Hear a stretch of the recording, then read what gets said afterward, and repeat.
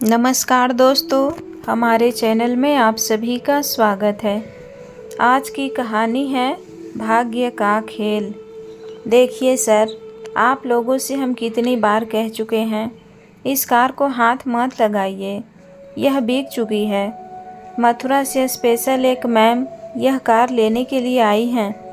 अगर उनकी कार पर ज़रा सी भी स्क्रैच आ गई तो वह इस शोरूम को ही ताला लगवा देंगी। वह कुछ देर में बस आने ही वाली हैं। आप प्लीज़ इससे दूर हटिए।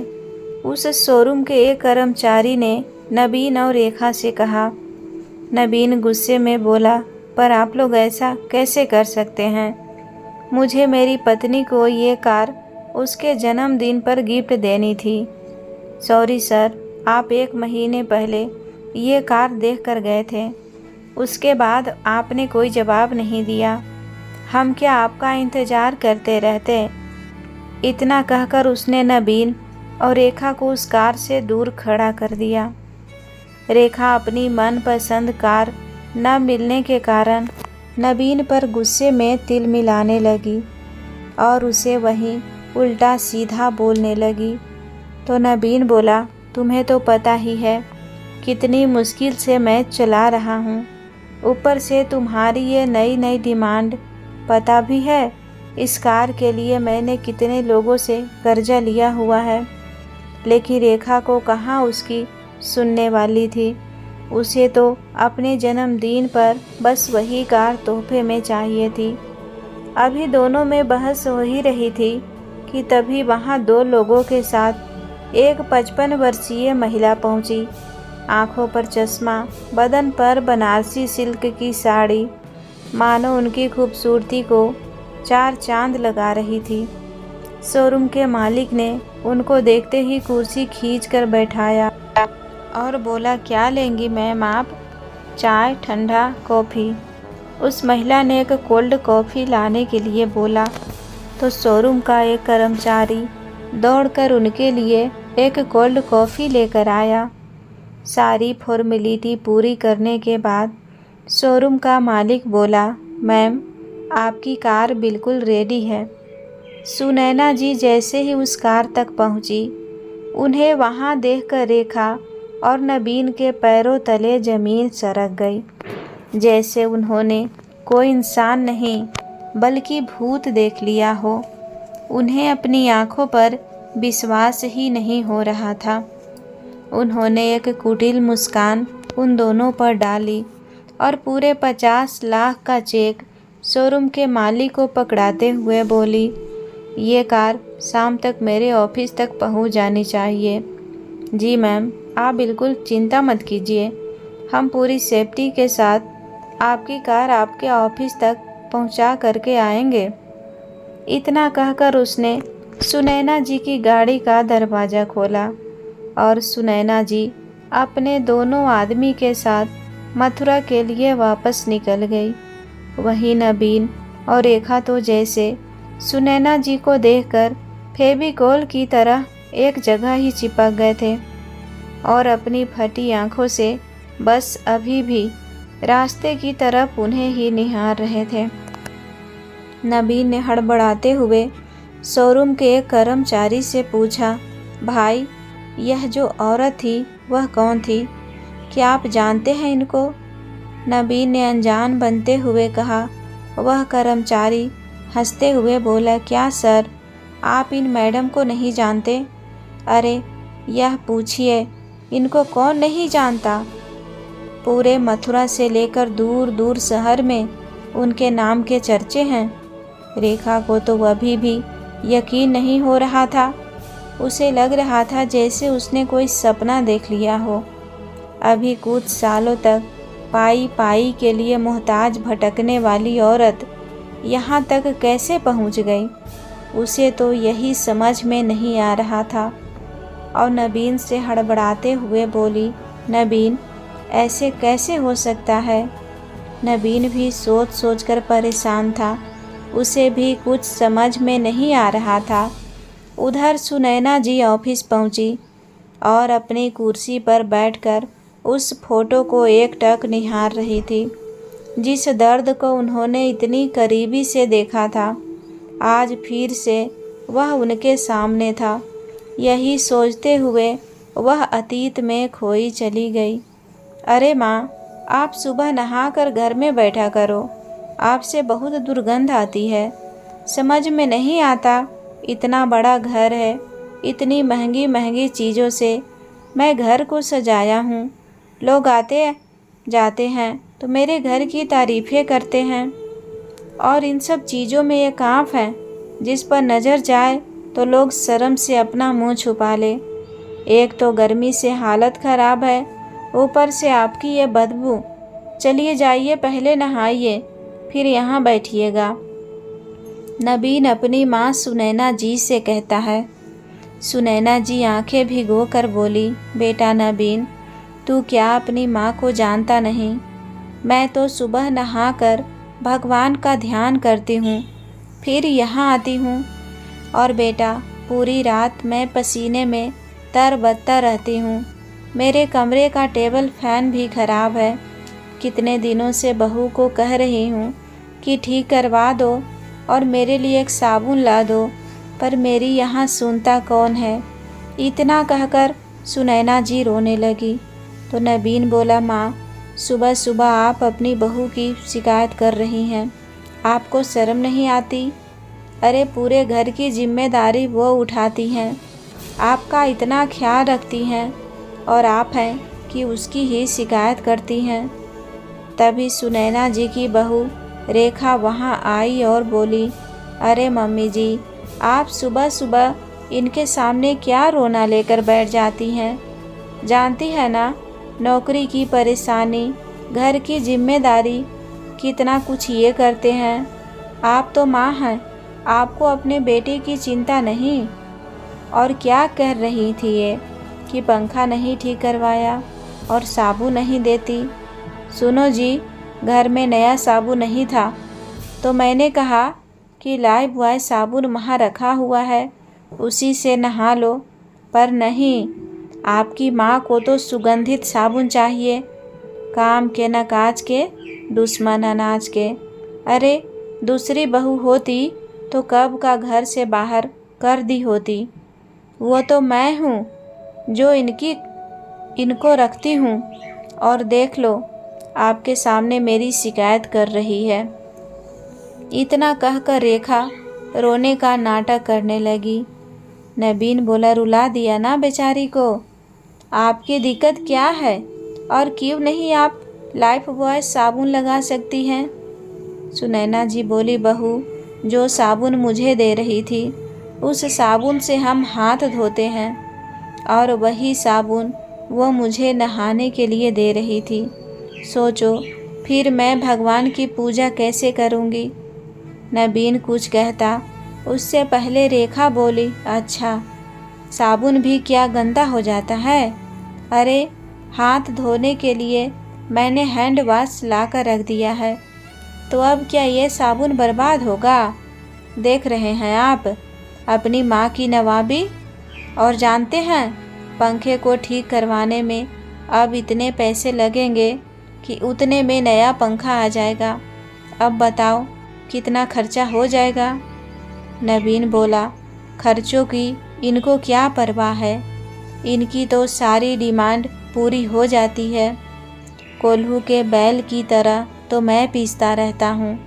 सुन लो माँ, अगर वो साबुन लगाना है तो लगाओ, वरना अपने कमरे में बैठी रहो, बाहर बैठने की ज़रूरत नहीं है। और रेखा, इस साल गर्मी बहुत है, मैंने एसी ऑर्डर कर दी है, तो हमारे कमरे में अब एसी लग जाएगा।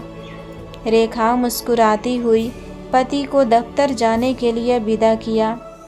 आखिर मजबूरी में सुनैना जी को वही साबुन लगाना पड़ा। करती भी क्या बेचारी, अब उन्हें अपने ही शरीर से बदबू आने लगी थी। बेचारी अपने कमरे में बैठी अपने पुराने दिनों को याद करके रो रही थी कि अपने बेटे की हर मांग पूरी की, पढ़ा लिखा कर इस लायक बनाया, शादी के बाद उसके कहने पर शहर में बड़ा घर खरीदा, पर आज वही बेटा बहू के साथ मिलकर अपनी ही माँ को बेइज्जत कर देता है। एक रोज रेखा रसोई में कुछ कर रही थी। सुनैना जी टहलते टहलते बेटे के कमरे में गई तो बेटा एसी की हवा में ठंड से सिकुड़ कर सो रहा था, तो उन्होंने एसी बंद कर दिया। थोड़ी देर बाद नबीन चिल्लाया, रेखा, मेरे कमरे का एसी किसने बंद किया? मेरे कमरे में पूरी रात एसी चले तो किसी को क्या दिक्कत हो सकती है? सुनैना जी बोली, बेटा वो तो मैंने बंद की थी, मैं देखी तुम ठंड से ठिठुर रहे थे। तो नबीन बोला, माँ, तुम्हारे जैसे फटीचरों की तरह ये घर नहीं है कि 10 लोगों के बीच एक ही कूलर हो। याद है मुझे, जब मैं नाना नानी के घर जाता था सारे एक ही जगह सोते थे। पता नहीं सबको हवा कैसे आती थी। बड़े कंजूस थे आपके घर वाले, और आप वही सब मेरे घर में मत किया करो।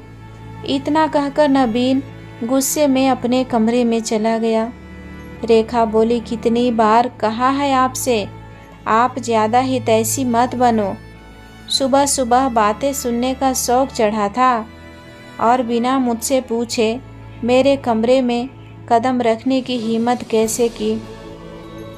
अब मुझे जल्दी जल्दी काम करने दीजिए, मुझे 2-3 दिन के लिए मायके जाना है। सुनैना जी अपने पोते को बोली, गुड्डू, छुट्टी में ननिहाल जाओगे? वहाँ तुम्हें मन लग जाता है। नाना नानी अच्छी अच्छी चीज़ बना कर देते होंगे, क्यों? तो गुड्डू बोला, अरे नहीं दादी, वहाँ तो नाना जी मीठा खाने से मना करते हैं, कहते हैं दांत खराब हो जाएगा। तो सुनैना जी हंसकर रेखा से बोली, बहू, यहीं से कुछ अच्छा बनाकर क्यों नहीं ले जाती हो? रेखा बोली, मेरे माता पिता अच्छी चीज़ सिखाते हैं, आप लोगों की तरह नहीं कि बच्चों को बिगाड़ के रख दिया। और गुड्डू, तुम्हें कितनी बार कहा है दादी से ज़्यादा लिपटा मत करो, वरना तुम्हारे बदन से भी बदबू आएगी। अब जाओ अपने कमरे में और ये लीजिए अपना खाना, और खाकर अपने कमरे में जाइए। थाली में दाल भात और थोड़ा सा अचार देकर सुनैना जी बोली, बहू, सुबह सुबह भात? बहू, ये भात तो बिल्कुल ठंडा है, क्या ये कल का बचा हुआ भात है? रेखा बोली, क्यों, सुबह सुबह आप भात नहीं खा सकती हैं क्या? कल गुड्डू को भात खाने की इच्छा नहीं थी, उसने पिज़्ज़ा खा लिया था।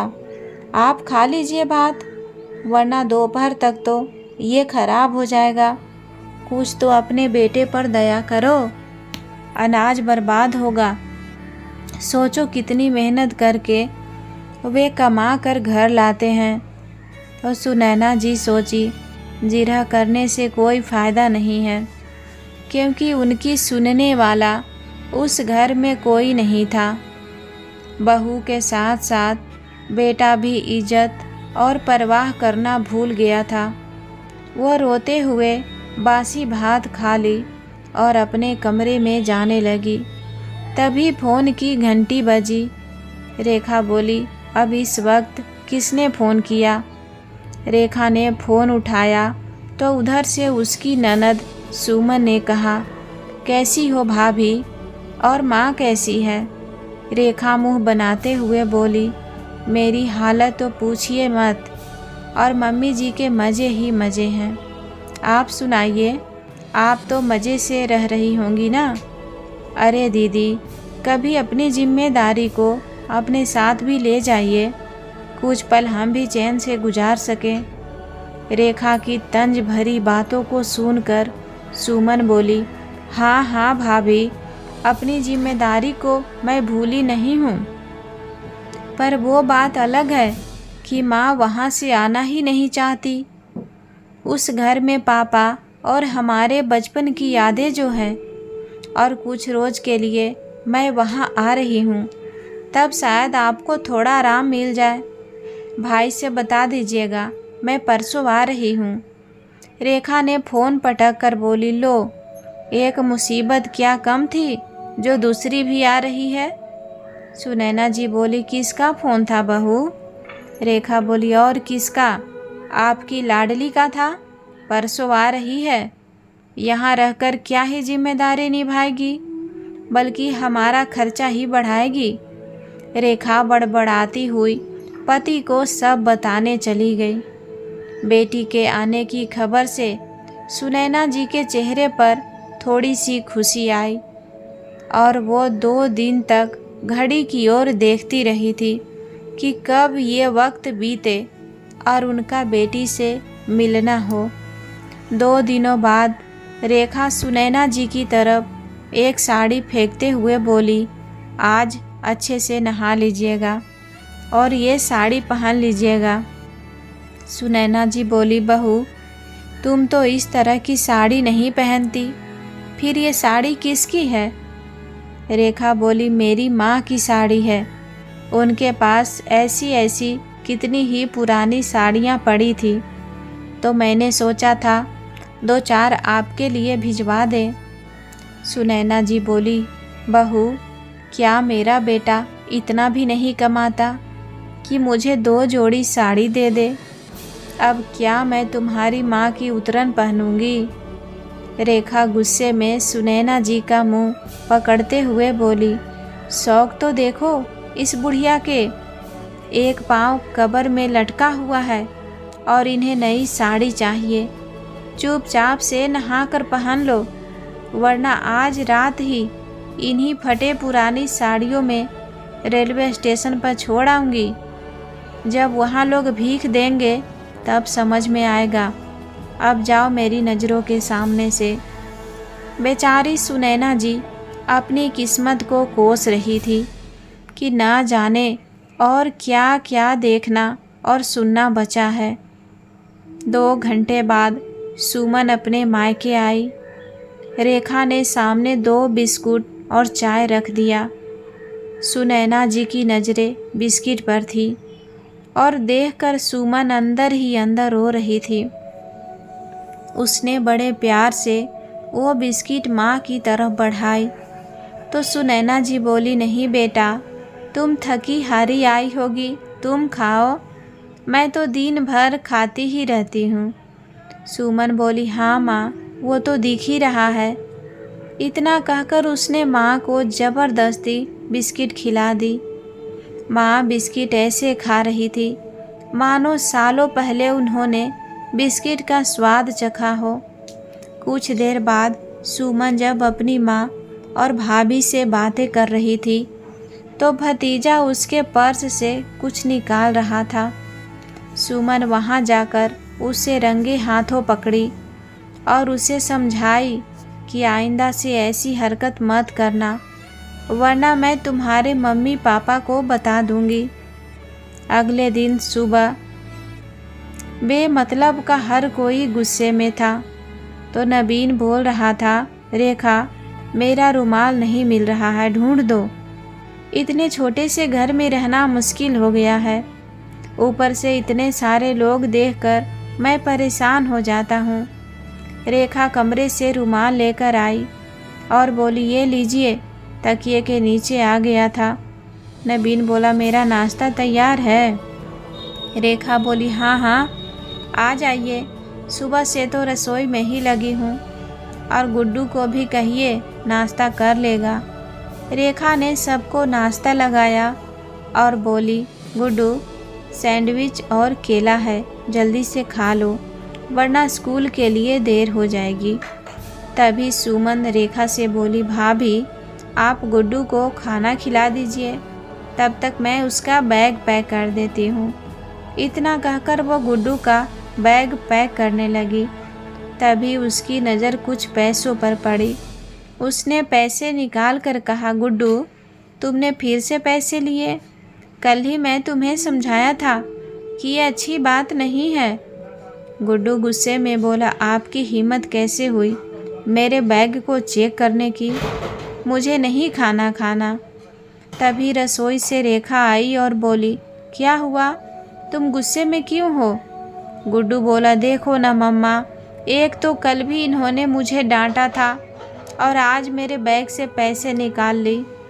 रेखा गुस्से से बोली, सुमन शर्म नहीं आती बच्चों के पैसे लेते हुए?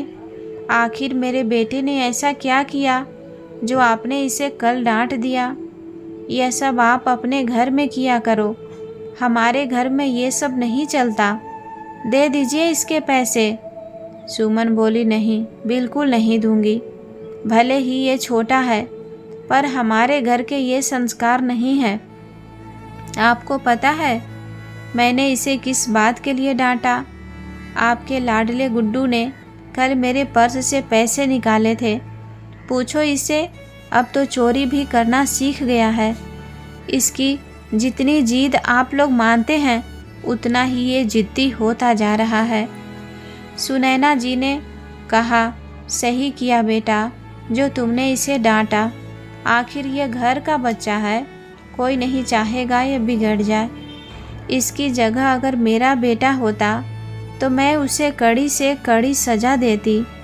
रेखा बोली, अच्छा किसकी इतनी हिम्मत कि मेरे बेटे को हाथ लगाए? सुमन बोली, भाभी आप तो वैसे कह रही हैं जैसे गुड्डू हमारा कुछ है ही नहीं। अरे आज अगर नहीं रोकेंगी तो ना जाने कल वो कौन सी बड़ी गलती करेगा। रेखा बोली, देख लो 2 दिन नहीं हुआ कि आपके बेटे को चोर बना दी। नवीन बोला, सुमन तू माँ से मिलने आई थी ना, मिल ली तो जाकर अपने घर की जिम्मेदारी देखो, हमें हमारे हाल पर छोड़ दो। सुमन बोली, अभी तक तो वही करती आ रही थी। आपसे जब अपनी बुजुर्ग माँ नहीं संभाली गई तो बच्चा क्या संभलेगा?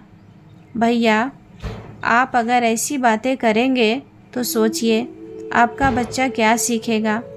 गलत बात पर आप उसे टोकते नहीं, उसके सामने आप अपनी माँ बहन की इज्जत नहीं करते हैं। आपको लगता है कि बड़ा होकर ये आपकी इज्जत करेगा? नवीन ने गुस्से में गुड्डू को एक चांटा लगा दिया और बोला, जाओ स्कूल, तुमसे तो मैं बाद में बात करूँगा। गुड्डू मुंह बनाकर वहाँ से चला गया। रेखा सुमन को जली कटी सुनाने लगी, रुला दिया ना मेरे बच्चे को, पड़ गई कलेजे को ठंडक। अब चली जाइए यहाँ से। और इतनी ही माँ की याद आती है तो इस गंदगी की टोकरी को अपने साथ ले जाओ, हमें नहीं रखना अब इसे इस घर में। सुमन बोली, आपका घर याद है ना आपको? 11 साल पहले जब गांव की ज़मीन और घर बेचने की बात आई थी तो आप दोनों ने कहा था दस्तखत कर दो, बेटी का यही फर्ज होता है। और शहर के इस घर को जिसे पापा ने बड़ी मेहनत से माँ के लिए बनवाया था, उसमें आप लोग माँ की पूरी देखभाल करेंगी। क्या यही देखभाल हो रही है? नवीन बोला, सुमन तुम कहना क्या चाहती हो? सुमन बोली, भैया कुछ कहने के लिए बचा ही क्या है। मैंने तो लालच नहीं किया पर आप लोगों ने माँ की इज्जत नहीं की। और भाभी आप चाहती हैं कि माँ को मैं अपने साथ ले जाऊं? रेखा झट से बोली, हाँ हाँ ले जाओ। सुमन बोली, ठीक है, माँ को मैं अपने साथ ले जाती हूँ। ऐसा कीजिए, 11 साल पहले जो भी रकम आपको ज़मीन और घर बेचकर मिली थी वो माँ के नाम से फिक्स कर दीजिए। और ये घर तो माँ का है ही, मन करेगा तो 2 काम वाली लगा कर रह सकती है। नवीन बोला, क्या मतलब है तुम्हारा कि वो पैसे माँ के नाम पर कर दे? और क्या इतने बड़े घर में माँ अकेली रहेगी?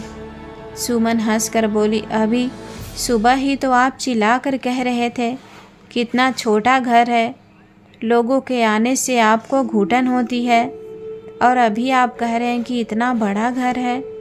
सोच लीजिए आपको कहना क्या है। रेखा बोली, सुन लो ननद रानी, अगर कुछ लेने के चक्कर में यहाँ आई हो तो तुम्हें फूटी कौड़ी नहीं मिलेगी। हाँ, माँ को लेने आई हो तो लेकर जा सकती हो। सुमन खड़ी हो गई और बोली, क्यों जाएगी मेरी माँ इस घर से जब ये घर मेरी माँ का है? नवीन सुनैना जी का हाथ कसकर पकड़कर बोला, ज़रूर आपने अपनी बेटी को बताया होगा कि हम आपका ख्याल नहीं रखते हैं। सुन लो माँ, अगर हम आपको छोड़ देंगे ना तो कोई नहीं पूछेगा। सुमन ने अपने भाई का हाथ पकड़ा और बोली, माँ का हाथ छोड़ दो, वरना मुझसे बुरा कोई नहीं होगा। और माँ, गलती इसमें भाई और भाभी की नहीं है, आपकी भी है। सुनैना जी रोती हुई बोली, बेटा मैं क्या ही कर सकती हूँ। सुमन बोली, क्या नहीं कर सकती? पापा के जाने के बाद आपने हम सबको संभाला।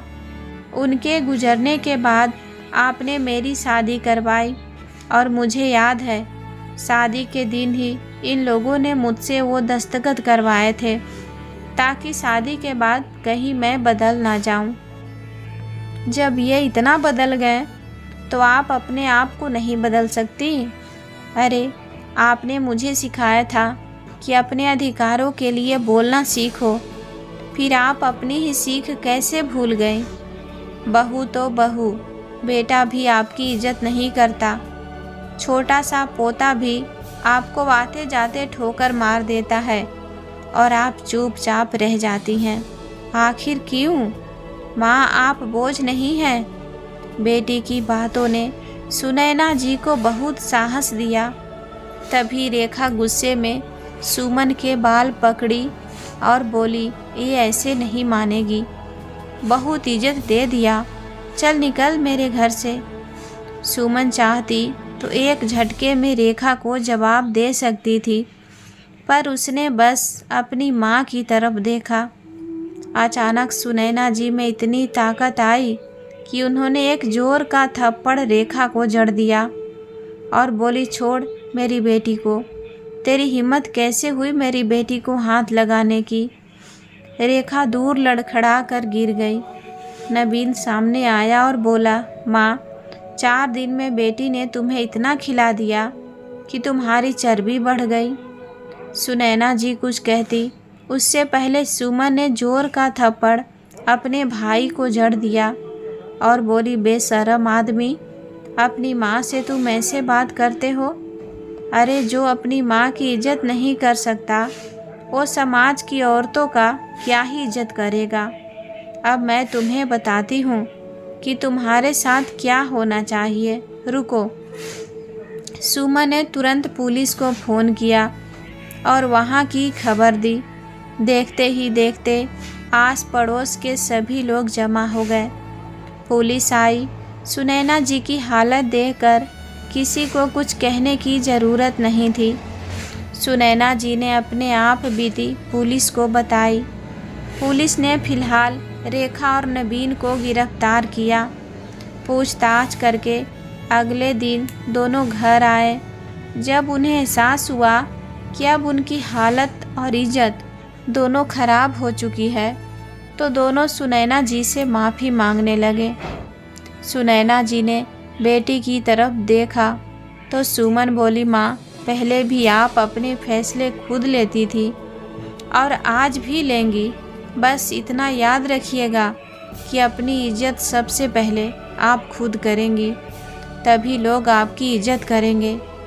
सुनैना जी ने आत्मविश्वास के साथ कहा, मैं तुम दोनों से कोई रिश्ता नहीं रखना चाहती। जो पैसे तुमने पहले ले लिए वो तो ले ही लिए, अब तुम्हें कुछ नहीं मिलेगा। तुम लोग 2 दिन में ये घर खाली करो और जहाँ जाना है चले जाओ। जिस घर की लालच में बहू बेटे ने मेरी इज्जत नहीं की, अब मैं उस घर में भी नहीं रहना चाहती। इस घर को बेचकर मैं मथुरा जाना चाहती हूँ और वहीं अपने जैसे दुखियारी माँओं के साथ रहना चाहती हूँ। कम से कम वहाँ कोई बेइज्जत तो नहीं करेगा। इतना कहकर सुनैना जी बेटी का सहारा लेकर अपने कमरे में चली गई। 2 दिन बाद नवीन और रेखा को वो घर खाली करना पड़ा। सुमन अपनी माँ को कुछ रोज के लिए अपने घर ले गई और एजेंट को कहकर उस घर को बेच दिया। हफ्ते 10 दिन बाद सुनैना जी बेटी दामाद के कहने के बाद भी नहीं रुकी और मथुरा में एक बूढ़ी औरत के घर रहने लगी। सुनैना ने सारे पैसे माँ के अकाउंट में जमा करवा दिए ताकि जब तक जीवित रहेंगी उनका भरण पोषण उन्हीं पैसों से होता रहेगा। सुनैना जी ने देखा वहाँ एक बूढ़ी औरत छोटी मोटी मिट्टी की मूर्ति बनाकर अपना गुजारा करती थी। एक दिन सुनैना जी बोली, अम्मा क्या मैं आपकी मदद कर दूं? आपने मुझे अपने घर में सहारा दिया है, आपके लिए इतना तो कर ही सकती हूँ। सुनैना जी को बचपन से ही यह सब चीज़ बनाने का बड़ा शौक था। नवरात्रि हो या गणेश स्थापना, वह पूरे मोहल्ले के लिए मूर्ति बनाया करती थी। सुनैना जी अब नए नए प्रकार की मूर्तियाँ बनाने लगी। उनमें कलर भर कर वैसे जान डाल देती थी जैसे वह कोई जीती जागती मूर्ति हो। अम्मा की दुकान की बिक्री भी अब अच्छी होने लगी थी। दूर दूर से सब उनकी मूर्तियाँ लेने आने लगे, जिसको देखकर सुनैना जी का हौसला और बढ़ गया। यही नहीं, यहीं से ही सुनैना जी की ज़िंदगी की एक नई शुरुआत हुई। अब तो सुनैना जी को बड़े बड़े ऑर्डर मिलने लगे थे। मंदिर की मूर्तियों से लेकर स्टेडियम में खिलाड़ियों के पुतले तक सभी प्रकार की मूर्ति सुनैना जी बनाने लगी थी। अभी तक दर दर के ठोकरें खाने वाली सुनैना जी आज मथुरा की जानी मानी लोगों में से एक थी। कल तक बेटे बहू पर आश्रित, एक एक रोटी के लिए उनका मुंह ताकने वाली सुनैना जी आज 5 साल के अंदर इतना बड़ा पैसा तो कमा ली थी कि 100 भूखे लोगों का पेट वह रोज भर सकती थी। सुनैना जी ख्यालों से बाहर आई। अब तक उनकी कार शोरूम वाले ने ऑफिस के बाहर खड़ी कर दी थी। वह जैसी बाहर निकल कर आई, उनके बेटे बहू कार का पीछा करते करते नबीन और रेखा भी उनके ऑफिस तक पहुंच गए थे। माँ के ऑफिस को देखकर दोनों की आंखें फटी की फटी रह गई और गिड़गिड़ाते हुए उनके पैरों में गिर पड़े। नबीन बोला, माँ हमें माफ़ कर दीजिए, हमने अपनी देवी जैसी माँ का इतना अपमान किया। हमें तो भगवान नरक में भी जगह नहीं देगा। आप क्या गई घर से? आपके जाते ही मेरी नौकरी छूट गई। हम पाई पाई के लिए मोहताज हो गए। सुनैना जी अपने फैसले पर टिकी रही और दोनों को अपने ऑफिस के वॉचमैन से कहकर धक्के मारकर वहां से निकलवा दिया। दोनों अपने प्रायश्चित की अग्नि में जलते हुए वहां से चले गए। सुनैना जी ने कभी बहू की तरफ मुड़कर नहीं देखा और अपनी तरक्की की ओर लगातार आगे बढ़ती रही। दोस्तों, उम्मीद करती हूँ आपको कहानी पसंद आई होगी।